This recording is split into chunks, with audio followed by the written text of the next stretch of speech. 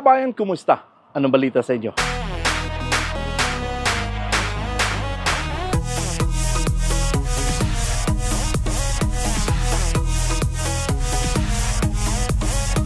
So yun guys, meron naman tayong pag-usapan dito nga sa ating channel at sana po ay mapanood ninyo buo yung ating video sa mga job seekers na naghanap ng mga trabaho opportunity dito nga sa Canada, no?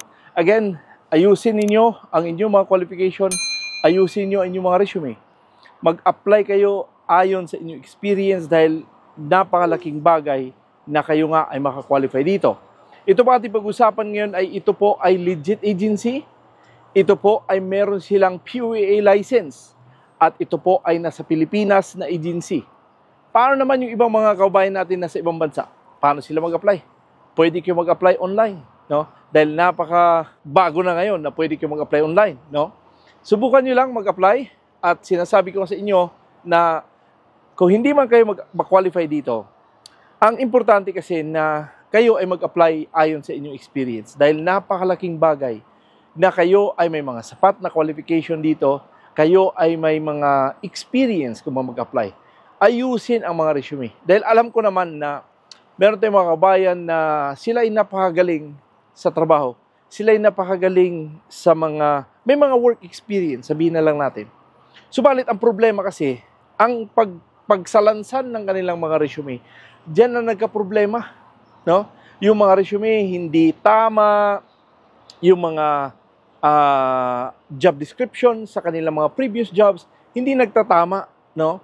Kaya nga sinasabi ko sa inyo na sana po ay panoorin nyo buo yung aking mga videos dahil andito po lahat. Sinasabi ko sa inyo, tinuturo ko sa inyo, dahil ito ay para sa inyo, hindi ito para sa akin, dahil ako ay andito sa Canada, no?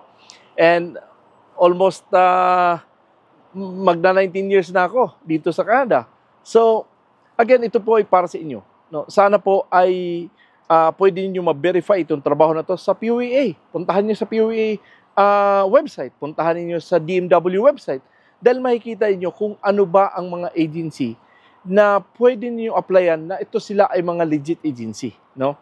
And again, na importante din na sa paano ba makikita natin ang mga legit agency? Ang mga legit agency kasi, sila po yung hindi naniningil ng pera. Dahil una, ang Canada ay wala talagang placement fee dahil pinagbawal po ito. Okay? At yun namang nagtatanong ko yun, paano naman yung LMIA? Sino bang magbabayad niyan? It's responsibility ng employer po yan. Hindi po kayo dapat magbigay ng pera sa kanila para lang mag-LMIA. Lahat ng processing dito, si employer ang magbabayad niyan. Hindi po ikaw. Ang babayaran mo lang is yung visa mo at saka yung biometrics. Yan ang importante. Kaya nga sinasabi ko sa inyo na alam ko may nag-aalok ng mga trabaho. Subalit may nanghingi ng $190, may nanghingi ng $80. Huwag po kayong basta-basta magbigay ng pera.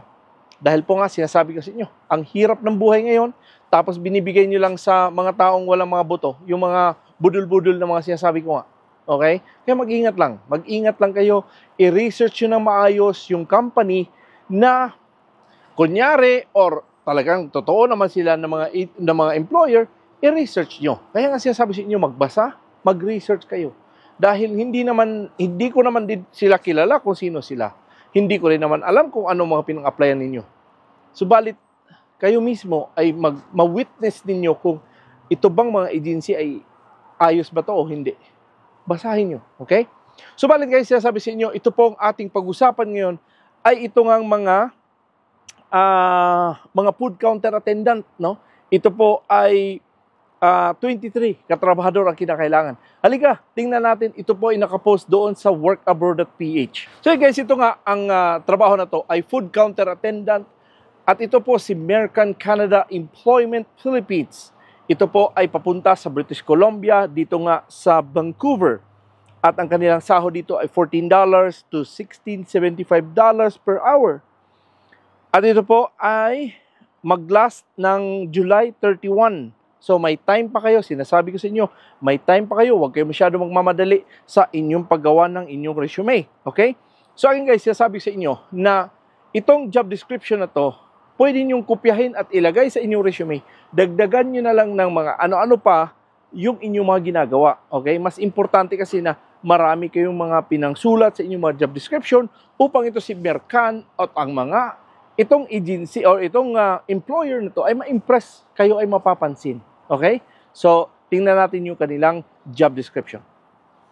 So, ang kanilang job description dito ay sinasabing, take customers' order, use equipment to prepare hot beverages such as coffee and tea, specialties. Okay? Again, baka Tim Hortons to. Okay? But again, di natin alam. Use the fryer, grill, oven, dispenser, and other equipment to prepare fast food items such as sandwich, hamburger, fries, salad, ice cream dishes, milkshakes, and other beverages. Portion, assemble, and wrap food or place indirectly on the plate for service to patrons and package takeout food. So again, sinasabi sa inyo, kung ano pa ang mga ginagawa nyo bilang isang food counter attendant, sulat nyo lahat, isulat nyo lahat, wala pong problema kung kayo magsulat dyan, may 3 silang bullet dot dito, dagdagan nyo pa ng 3, okay na tayo dyan. Okay? So kung ano pa ang mga ginagawa nyo, sulat nyo, sulat nyo, sulat nyo. Importante na kayo magsulat. At again, isulat nyo kung ano mga pa yung ginagawa nyo. Kayo ba'y nagmamap? Kayo ba'y naglilinis? Lahat na nailagay nyo na dyan. Okay? So again, ano ba ang kanilang qualification dito? Tingnan natin.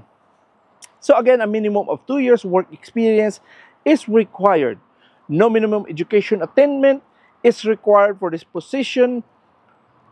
Work in multiple franchise quick service restaurant. May be currently employed as food counter attendant. And again, ito po ay, sabi ko na nga, Tim Hortons. At ito po ay walang placement fee. So, napakalaking bagay, sinasabi ko nga sa inyo na kayo ay magbasa. Kung kayo man ay nagtatrabaho sa mga Subway or mga Jollibee or McDonald's o ano pa mga establishmento yan, sulat nyo lahat dahil malaking bagay na kayo ay magsulat para kayo ay mapansin ng mga employer. Dahil kung hindi naman kayo nagsusulat, naglalagay lang kayo, food counter attendant ako sa Dubai, food counter attendant ako sa Taiwan, food counter attendant ako sa anong country. Pero hindi kayo nagdidetalye sa inyong mga job description, walang silbi din yung mga ina-apply nyo. So, again, ito po ay food counter attendant. Pero kung kayo naman ay mga, say, welder, kayo naman ay mga housekeeping, kung ano man ang trabaho ninyo, isulat nyo lahat, importante po yan. Dahil napakalaking bagay. At again, sinasabi ko sa inyo, importante din na kayo'y magbasa upang makita ninyo na, ay, ang kanila palang requirements is ganito. And then, ang kanilang mga qualification, tingnan nyo rin. Kasi ito ay walang education attainment. Mayroon lang kayong 2 years experience, okay na to. Panalo na to. Walang sinasabing age limit, okay? Malinaw na wala silang sinasabing age limit. Subalit, sinasabi sa inyo, kung kayo man ay may mga sapat na qualification, subukan nyo mag-apply. Ayusin ang resume para ang employer si Mercan ay ma-impress dito. Huwag kayo magmamadali. Kahit pa dun pa kayo sa pizza, sa July 20 pa kayo mag-apply. Ang importante, hindi kayo or makaabot kayo sa July 31 para at least yun ang kanilang deadline. So, wag na kayo magpaabot sa deadline na ganyan kasi masyado na mahaba. So, dito na kayo mga 20, subukan nyo mag-apply. Dahil nga sa sinasabi ko sa inyo, dito sa Canada, napakaraming job opportunities. Subalit, walang naka-qualify eh. No? Walang naka-qualify. Sa daming nag-a-apply, walang qualify. Alam niyo kung bakit? Kasi nga, yung kanilang resume, hindi nagsusulat. Like for example, ito. Siguro mga 2-3 months ago, nag-hire kami ng dropsman. Ngayon, may mga Pilipino tayong mga kabayan na dito na sa Calgary at sila ay mga graduate na sa SAIT.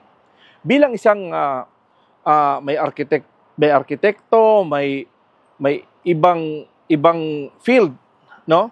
Subalit, ang problema dito ay kung ako ang magbasa, okay lang sa akin kasi maintindihan ko. Pero yung puti, pag nagbasa sila, importante na kayo ay magsulat ng ang inyong resume, isulat nyo, detalye. Anong detalye? Siyasabi ko sa inyo, detalye ng inyong mga job description. Dahil importante yan. Kasi kung hindi kayo magdidetalye ng inyong resume, maniwala kayo sa akin, hindi talaga makarating na kada. Kahit pa 1 million pang application nyo, imposible po yan na makarating kayo dito. Kasi ang iba din, nagtitake for granted lang. Kuya Noy, ako ay isang farmer dito nga sa probinsya. O ngayon, ang problema, ang experience. Ano man ang experience sila, nagbababoy nga sila. Sila lang naman din ang may-ari. Kailangan kayong may work experience. Hindi po sinabi ditong mayroong kayong experience sa business kasi business naman yan, di ba? Yung ibig sabihin niyang work experience, nanging empleyado kayo. Okay? Hindi po yung sarili niyong negosyo, employee kayo. Hindi yon. Okay? So, kailangan mag-apply ka sa isang anong mga business yan, doon kayo makakuha ng experience. Okay? So, matayang guys, sabi ko sa inyo, marami po akong mga videos dito sa ating YouTube channel. Puntahan nyo, panoorin nyo, pakinggan nyo. Dahil ito po ay napakagandang opportunity sa inyo. Kung kayo man ay ma-qualify dito, apply. No? Kung hindi, search lang ng search. Maraming job bank, maraming Indeed. Subukan nyo. Okay? So again, sabi ko sa inyo, kung hindi pa kayo nakapag-subscribe, sana po ay mo-consider i-subscribe. At huwag nyo kalimutan lagi i-click ang notification bell para updated kayo tuwing meron ko in-upload dito nga sa ating channel. So, ganoon pa mga guys, pwede nyo i-share to ating mga videos sa inyong mga kaibigan, kamag-anak, na gusto at nagbalak pumunta sa Canada, kagaya din sa'yo, pwede nyo i-share sa inyong mga social media platform. Okay? So, but again, ganoon pa man, maraming salamat ulit sa inyong panonood at pagsubaybay sa aking channel. Ako po si Doy Tebs. God bless and a wonderful day.